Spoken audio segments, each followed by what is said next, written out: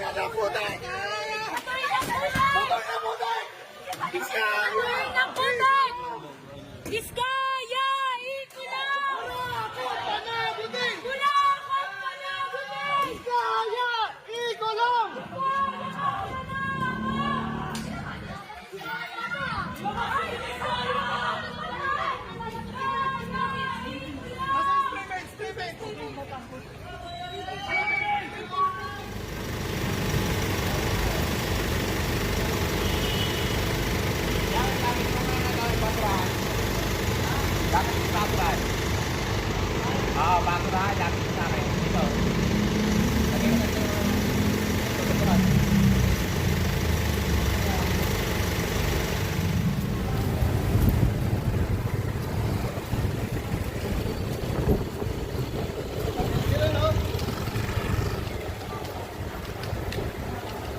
Marami pa silang property dito. Tara. Kamay niya ako. Tara.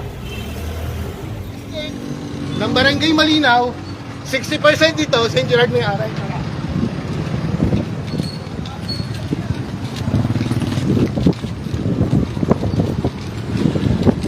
Dito na to, mula dito. Hanggang doon, sa kanto. Kanila yan. Parking lang nila yan. Tara, dito tayo.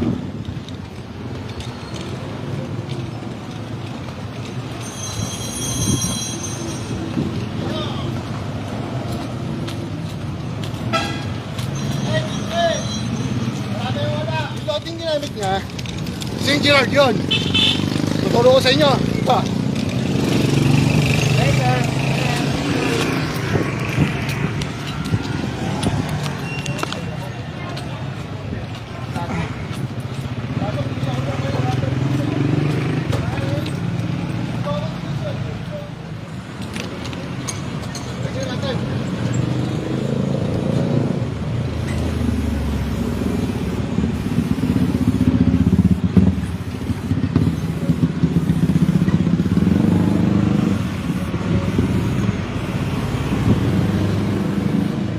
Yan, para naman ng mga tao kung alin yung ninakaw sa akin. Sige kuya, uwi na ako, magtrabaho pa ako eh. Kailangan pa natin magtrabaho. Ano kung palit sila? Kuya, ano kayo mo kuya? Apoler ba? Apoler. Apoler pa. Sir, mensahe na lang sa mga Tao! Sa September 21, titingdig tayo. Itatawag natin itong gobyernong to. Standing on faith.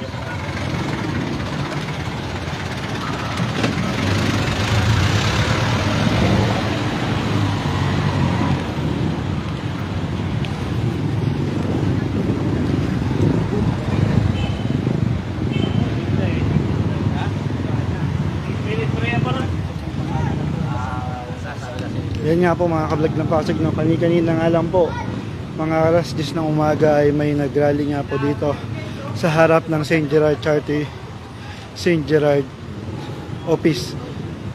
So yan nga po yung ilan sa mga ginawa po nila dito. Nagbandalism at nagbato ng putik sa gate nga po ng St. Gerard Office.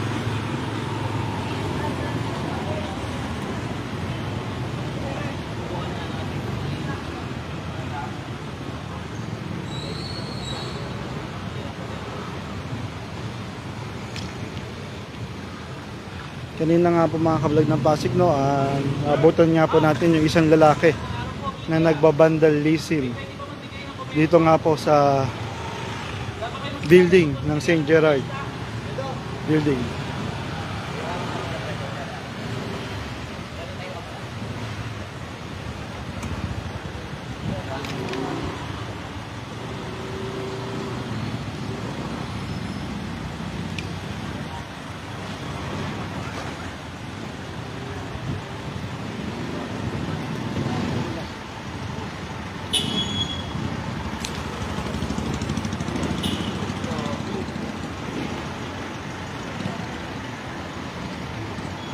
Kanina nga lang po mga kablog ng Pasig na ito yung isa sa mga binandalism dito ng isang lalaki na naabutan nga po natin dito.